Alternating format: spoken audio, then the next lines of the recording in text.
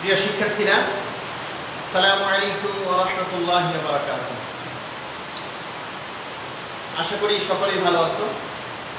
আমি আহসান হাবিব, সহকারী শিক্ষক, ইসলাম ধর্ম, ইব্রাহিম মেমোরিয়াল শিক্ষানিকেতন। আজকে আমি পঞ্চম শ্রেণীর ইসলাম ধর্ম ক্লাস নেব। আমাদের পঞ্চম শ্রেণীর ইসলাম ধর্ম ও নৈতিক শিক্ষা বইয়ের পঞ্চম অধ্যায়, তার মধ্য থেকে মহানবী সাল্লাল্লাহু আলাইহি ওয়াসাল্লামের জীবন আদর্শ, এই বিষয়ের উপরে আজকে আমাদের ক্লাস হবে। আসলে শুরুতেই আমরা ক্লাসের ফর্মালিটি অনুযায়ী যেভাবে আমরা আমাদের ক্লাসকে শুরু করতাম, আজও আমরা সেই রীতিতেই ক্লাস শুরু করবো ইনশাআল্লাহ। তো আমাদের মনে আছে কিনা যে আমাদের প্রত্যেকটা ক্লাসের শুরুতেই আমরা প্রতিদিন শুরুতেই আউযু বিল্লাহি মিনাশ শাইতানির রাজিম, বিসমিল্লাহির রহমানির রহিম এটা পড়তাম। এরপরে ছোট্ট একটা দোয়া, সেই দোয়াটি পড়ে তারপরে আমরা আমাদের ক্লাসকে শুরু করতাম। তো আজকেও আমি তোমাদেরকে সেই দোয়াটি পড়াচ্ছি, যেটা দিয়ে তোমরা যে কোনো সাবজেক্ট, যে কোনো বই তোমরা পড়ো না কেন, শুরুতেই যেন তোমরা অবশ্যই এই দোয়াটা পড়বা, তারপরে দরুদ শরীফ পড়বে, তোমরা যে কোনো বই পড়া শুরু করবা। আউযু বিল্লাহি বিসমিল্লাহ পড়ার পরেই আমি তোমাদেরকে যে দোয়াটা পড়াতাম সেটা হলো রব্বি জিদনি ইলমা, রব্বি জিদনি ইলমা, রব্বি জিদনি ইলমা, রব্বি ইশরাহ লি সাদরি ওয়া ইয়াসসির লি আমরি ওয়াহলুল উকদাতাম মিন লিসানি ইয়াফকাহু কওলি ওয়া বিকা নাস্তাঈনু ইয়া মুস্তাআন রব্বি ইয়াসসির ওয়া লা তুআসসির ওয়া তাম্মিম আলাইনা বিল খাইর। এই মোটামুটি আমরা এই দোয়াটা পড়ে এরপরে দরুদ শরীফ যার যেটুকু জানা আছে তার মধ্যে থেকে ছোট একটা দরুদ পড়ার পরে আমরা আমাদের ক্লাসটি শুরু করতাম। আসো আজকে আমরা তোমাদের পঞ্চম শ্রেণীর 104 নম্বর পৃষ্ঠার পঞ্চম অধ্যায়ে যে আছে মহানবী সাল্লাল্লাহু আলাইহি ওয়াসাল্লামের জীবন আদর্শ, এই পাঠের উপরে আজকে আমরা কিছু আলোচনা করি। মহানবী সাল্লাল্লাহু আলাইহি ওয়াসাল্লামের জীবন আদর্শ সম্পর্কে জানতে হলে প্রথমেই আমাদেরকে যে জিনিসটা জানতে হবে সেটা হলো মহানবী সাল্লাল্লাহু আলাইহি ওয়াসাল্লামের জন্ম ও পরিচয়।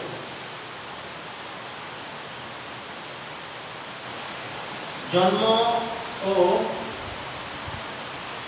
পরিচয়। আসলে মহানবী সাল্লাল্লাহু আলাইহি ওয়াসাল্লামের জন্ম ও পরিচয় সম্পর্কে আমরা কিছু তথ্য জেনে নিই। মহানবী সাল্লাল্লাহু আলাইহি ওয়াসাল্লামের জন্ম আসলে হিজরি, যে সময় রাসূলুল্লাহ সাল্লাল্লাহু আলাইহি ওয়াসাল্লাম জন্মগ্রহণ করেন তখনও পর্যন্ত হিজরি সনের প্রবর্তন হয়নি, যার কারণে সেটাকে আমাদের খ্রিস্টাব্দের হিসেবে কাউন্ট করতে হয়। খ্রিস্টাব্দের হিসেবে কাউন্ট করতে গেলে মহানবী সাল্লাল্লাহু আলাইহি ওয়াসাল্লামের জন্ম আমরা জানি 570 খ্রিস্টাব্দে, 570 খ্রিস্টাব্দে। সেক্ষেত্রে চন্দ্রমাসের হিসেব অনুযায়ী আসে 12ই রবিউল আউয়াল।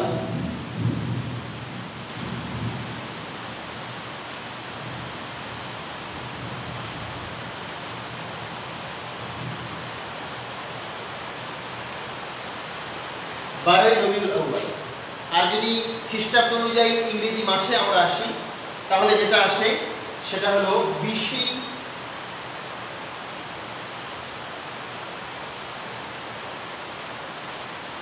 এপ্রিল। এই তথ্যগুলো তোমাদেরকে অবশ্যই পরিষ্কার থাকতে হবে। এই হলো জন্মের ব্যাপারে সঠিক তারিখ। পরিচয়ের ব্যাপারে যদি আমরা আসি, মহানবী সাল্লাল্লাহু আলাইহি ওয়াসাল্লামের বাবার নাম ছিল আব্দুল্লাহ।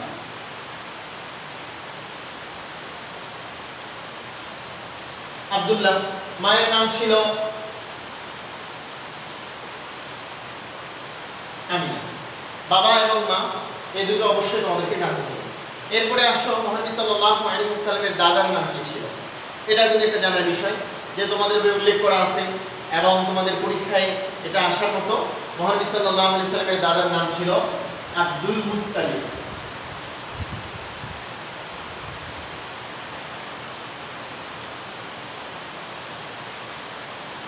Abdul Muttalib. তো আমরা জানলাম মহানবী সাল্লাল্লাহু আলাইহি ওয়াসাল্লামের জন্ম 570 খ্রিস্টাব্দে, চন্দ্র মাসের হিসেব অনুযায়ী 12 রবিউল আউয়াল, ইংরেজি মাসের হিসেব অনুযায়ী 20 এপ্রিল। এরপরে তোমাদের মহানবী সাল্লাল্লাহু আলাইহি ওয়াসাল্লাম যেই বারে জন্ম নেন সপ্তাহের, সেই বারটার নাম ছিল সোমবার।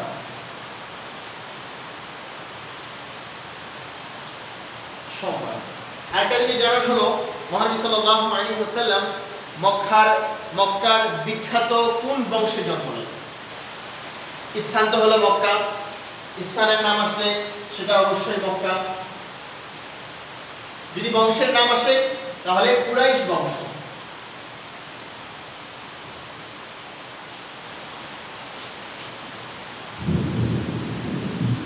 কুরাইশ বংশ, এই প্রয়োজনীয় তথ্য তোমাদেরকে অবশ্যই জানতে হবে। এরপরে আসো মহানবী সাল্লাল্লাহু আলাইহি ওয়াসাল্লামের পিতা কখন মারা যান? আমরা জানি মহানবী সাল্লাল্লাহু আলাইহি ওয়াসাল্লাম জন্ম থেকে তিনি এতিম ছিলেন, এর মানে তিনার জন্মের পূর্বেই তিনার পিতা আব্দুল্লাহ মারা যান। জন্ম এবং পরিচয় সংক্রান্ত এই তথ্যগুলো তোমাদেরকে অবশ্যই জানতে হবে। এরপরে আসো মহানবী সাল্লাল্লাহু আলাইহি ওয়াসাল্লাম যখন জন্মগ্রহণ করেন সে সময় আরবের অবস্থা কেমন ছিল?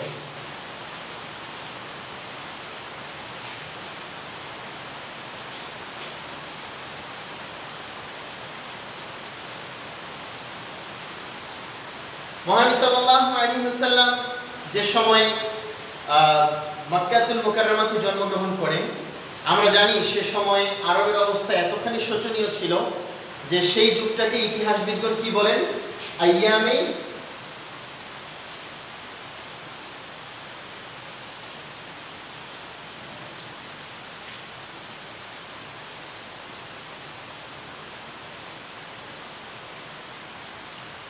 আইয়ামে জাহিলিয়া। এই আইয়ামে মানে হলো দিন, জাহিলিয়া মানে হলো অন্ধকার বা মূর্খতা। মানে এই পরিমাণ সে সময় মানুষের মধ্যে অজ্ঞতা এবং মূর্খতা ছিল যে শিক্ষার কোনো আলোই তাদের কাছে ছিল না, যার কারণে ইতিহাসবিদগণ সেই সময়টাকে বলেন আইয়ামে জাহিলিয়া। তো এইরকম একটা সময়ে মহানবী সাল্লাল্লাহু আলাইহি ওয়াসাল্লাম জন্ম নিলেন যে সে সময় মানুষের মধ্যে কোনো রকমের সম্প্রীতি, মানুষের মধ্যে কোনো ইনসাফ, মানুষের মধ্যে কোনো মানবতা একেবারেই ছিল না, যার কারণে ইতিহাসবিদগণ সেই সময়টাকে আসলে আইয়ামে জাহিলিয়া বলে চিহ্নিত করেছে বা পরিচয় দিয়েছে। এরপরে আসো মহানবী সাল্লাল্লাহু আলাইহি ওয়াসাল্লাম এই আইয়ামে জাহিলিয়া তথা অন্ধকারময় মূর্খতার এক যুগের মধ্যে তিনি জন্ম নিলেন। তো জন্ম নেওয়ার পরে তিনার শৈশব এবং কৈশোর কেমন কেটেছিল?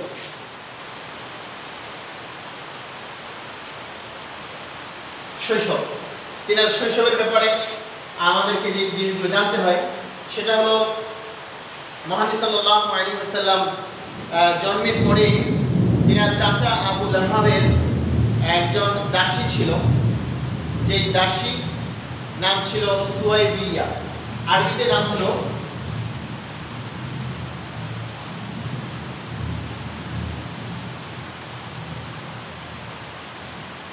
সুয়াইবিয়া। তোমাদের বইয়ে আছে সোয়েবা নাম, তবে পরীক্ষা আসলে তোমরা তোমাদের বইয়ে যেটা দেওয়া আছে সোয়েবা সেটাই লিখবা।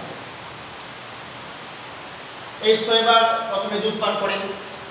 এরপরে কুরাইশ বংশের বিশেষ একটা রীতি হিসেবে যে তারা জন্মের পরে সন্তানকে বিভিন্ন গোত্রের বিভিন্ন মায়ের কাছে, মহিলার কাছে তারা দুধ পানের জন্য তাদেরকে পাঠানো হতো। সে অনুযায়ী বনু সাদ গোত্রের একজন বিদুইন মহিলা, বনু সাদ গোত্রের, মনে রাখবা মা হালিমা রাদিয়াল্লাহু আনহা, তিনি ছিলেন বনু সাদ গোত্রের। বনু সাদ গোত্রের, বনু সাদ গোত্রের হালিমাতুস সাদিয়া নাম হলো হালিমা রাদিয়াল্লাহু আনহা। তার কাছে শিশু মহানবী সাল্লাল্লাহু আলাইহি ওয়াসাল্লামকে দুধ পানের জন্য তিনাকে নির্ধারণ করা হয় এবং মা হালিমা রাদিয়াল্লাহু আনহা মহানবী সাল্লাল্লাহু আলাইহি ওয়াসাল্লামকে সেই শিশু অবস্থায় তিনাকে দুধ পানের জন্য নিয়ে যান বনু সাদ গোত্রে, এবং তিনার বংশসহ প্রত্যেকেই বেদুইন ছিলেন। সে সময়ের বেদুইন গোত্রে তিনাদের বসবাস ছিল। তো মহানবী সাল্লাল্লাহু আলাইহি ওয়াসাল্লাম তিনার সেই শৈশব অবস্থাতেই তিনি যে ন্যায়ের মূর্ত একজন প্রতীক ছিলেন, তিনার মধ্যে যে ইনসাফ ছিল সেটার পরিচয় আমরা পরবর্তীতে হালিমা রাদিয়াল্লাহু তাআলা আনহার কাছ থেকে পাই। যদি প্রশ্ন এমন আসে যে শৈশব অবস্থায় মহানবী সাল্লাল্লাহু আলাইহি ওয়াসাল্লামের ইনসাফের দৃষ্টান্ত, তো সেখানে আমরা উল্লেখ করতে পারি যে হালিমা রাদিয়াল্লাহু তাআলা আনহার আরেক সন্তান ছিল আব্দুল্লাহ। সেই সন্তানের জন্য মহানবী সাল্লাল্লাহু আলাইহি ওয়াসাল্লাম ছোট অবস্থায় মা হালিমার এক স্তন থেকে দুধ পান করতেন, আর এক স্তনকে আব্দুল্লাহর জন্য রেখে দিতেন। এই পরিমাণ তার মধ্যে ইনসাফ ছিল। তো এরপরে মহানবী সাল্লাল্লাহু আলাইহি ওয়াসাল্লাম এই শৈশব অবস্থায় মায়ের কাছে কত বছর বয়সে ফিরে আসেন? বনু সাদ গোত্র থেকে মায়ের কাছে ফিরে আসা সেটা ছিল 5 বছর বয়সে। 5 বছর বয়সে মহানবী সাল্লাল্লাহু আলাইহি ওয়াসাল্লাম 5 বছর বয়সে আমিনা রাদিয়াল্লাহু তাআলা আনহা তথা তিনার মায়ের কাছে ফিরে আসেন।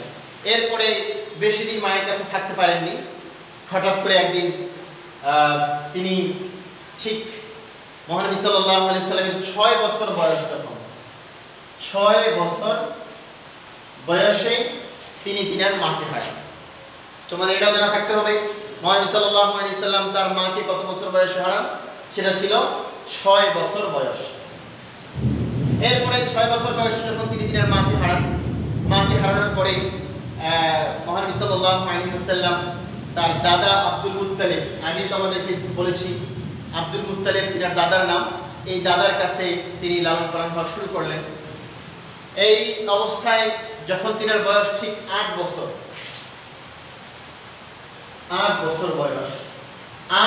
বয়সে তিনি তিনার দাদাকে হারান। কত বছর বয়সে? দাদার নাম কি? দাদার নাম ছিল আব্দুল মুত্তালিব, আর এই দাদাকে তিনি 8 বছর বয়সে হারান। এরপরে মহানবী সাল্লাল্লাহু আলাইহি ওয়াসাল্লামের বাকি শৈশব এবং কৈশোর জীবন কাটে তিনার চাচা আবু তালিবের স্নেহে। আবু তালিব এই মোটামুটি মহানবী সাল্লাল্লাহু আলাইহি ওয়াসাল্লামের শৈশব এবং কৈশোরের অবস্থায় যে তথ্যগুলো তোমাদেরকে জানতে হবে এ ব্যাপারে, আবু তালিবের স্নেহে থাকা পর্যন্ত দাদা আব্দুল মুত্তালিবের ইন্তেকাল এবং এরপরে চাচা আবু তালিবের স্নেহে থাকা পর্যন্ত এই মোটামুটি তোমাদেরকে তথ্যগুলো জানা থাকতে হবে মহানবী সাল্লাল্লাহু আলাইহি ওয়াসাল্লামের শৈশব এবং কৈশোর সম্পর্কে। এরপরে আসো মহানবী সাল্লাল্লাহু আলাইহি ওয়াসাল্লাম এই অবস্থায় চাচা আবু তালিবের স্নেহে থাকা শুরু করলেন। সেখানে তিনি অন্যান্য বাচ্চাদের সঙ্গে রাখাল হিসেবে মেষ চড়াতেন, যেটা আম্বিয়া কেরাম সমস্ত নবীগণের একটা বিশেষ সিফত ছিল। অধিকাংশ নবীগণই দুনিয়াতে শৈশবকালে কৈশোরকালে যে কাজটা করেছেন সেটা হলো মেষ চড়াতেন।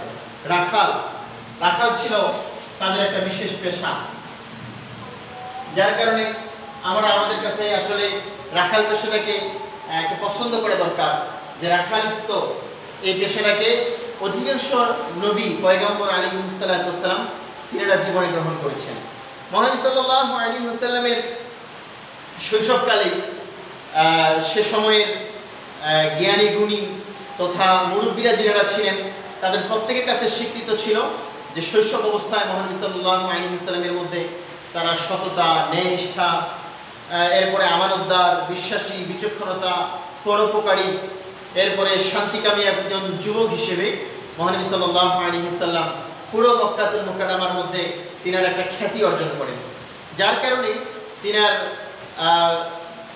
শৈশব কৈশোর থেকে অতিক্রম করার পরে উল্লেখযোগ্য যে জিনিসটা ছিল সেটা ছিল হাজরে আসওয়াদ স্থাপন। খেয়াল করো,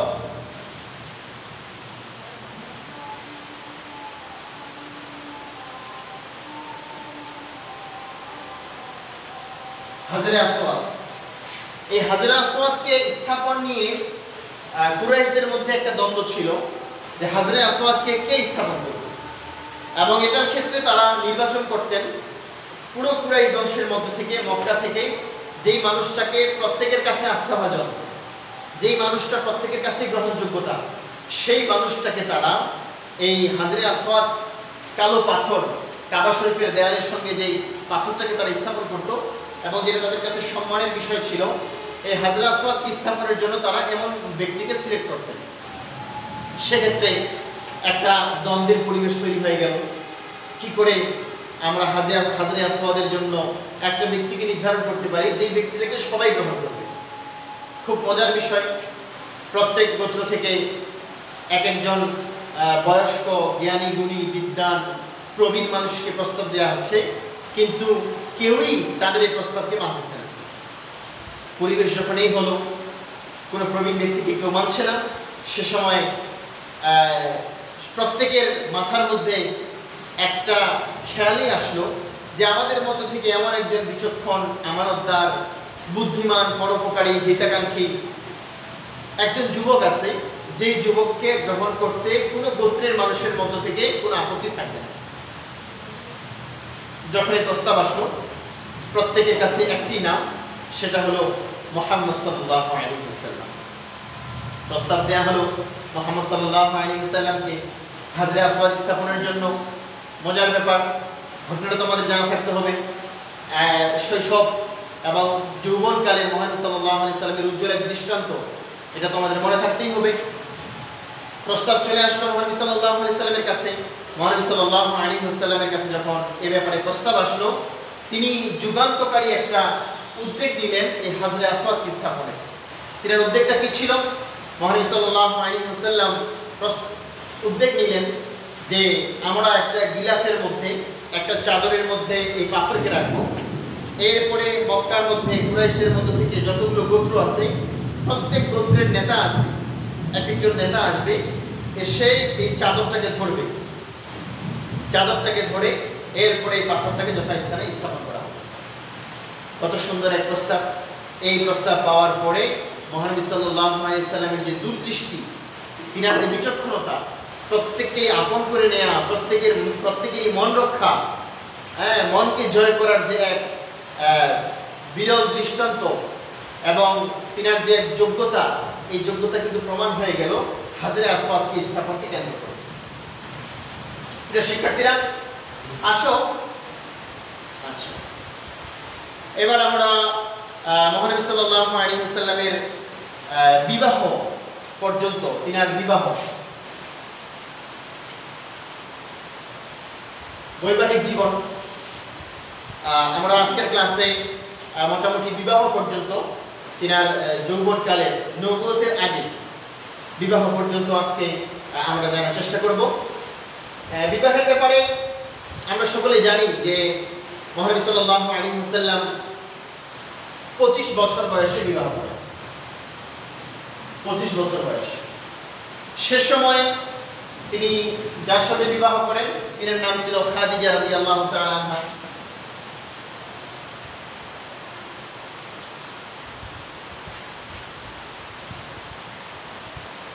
খাদিজা রাদিয়াল্লাহু তাআলা আনহা। খাদিজা রাদিয়াল্লাহু তাআলা আনহার বয়স সে সময় কত ছিল? 40 বছর। 40 বছর বয়সী খাদিজা রাদিয়াল্লাহু তাআলা আনহাকে মহানবী সাল্লাল্লাহু আলাইহি ওয়াসাল্লামের বয়স যখন 25 বছর, এ সময় তিনি বিবাহ করেন। মহানবী সাল্লাল্লাহু আলাইহি ওয়াসাল্লামের বিবাহের প্রেক্ষাপটটা অনেক সুন্দর, মজার এক প্রেক্ষাপট ছিল। মহানবী সাল্লাল্লাহু আলাইহি ওয়াসাল্লামের আমানতদারি, তিনার বিশ্বস্ততা, তিনার বিচক্ষণতা যখন সারা কুরাইশবাসীর মধ্যে ছড়ায় গেল, তখন খাদিজা রাদিয়াল্লাহু তাআলা আনহা চাইলেন যে তিনি তিনার ব্যবসার মধ্যে মহানবী সাল্লাল্লাহু আলাইহি ওয়াসাল্লামকে কর্মচারী হিসেবে নিযুক্ত করতেন। মহানবী সাল্লাল্লাহু আলাইহি ওয়াসাল্লাম ব্যবসায় গেলেন, খুব ভালো একটা লাভ নিয়ে তিনি খাদিজা রাদিয়াল্লাহু তাআলার সামনে দিলেন। তো খাদিজা রাদিয়াল্লাহু তাআলা আনহার যে ব্যবসার দায়িত্বে বিশ্বস্ত যে কর্মচারী ছিল, তার নাম ছিল মাইসারা।